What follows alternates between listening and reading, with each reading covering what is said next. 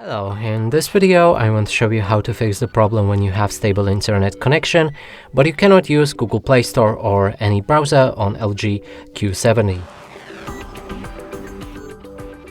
So first let's try to open and download something from the Google Play Store, and let's go for a Google Cloud, click on install. Now it changes into pending mode and won't leave that forever. Let's cancel it for now and move on to our browser. So I'm using Google Chrome, and here if we try to reach any website, there's this problem as well.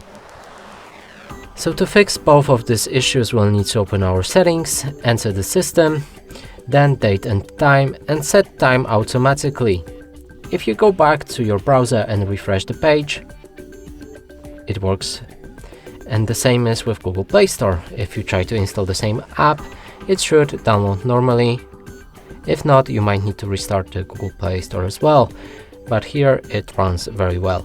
And that's it for this video. Hope you like it. Please consider subscribing to our channel, leave a like and a comment below.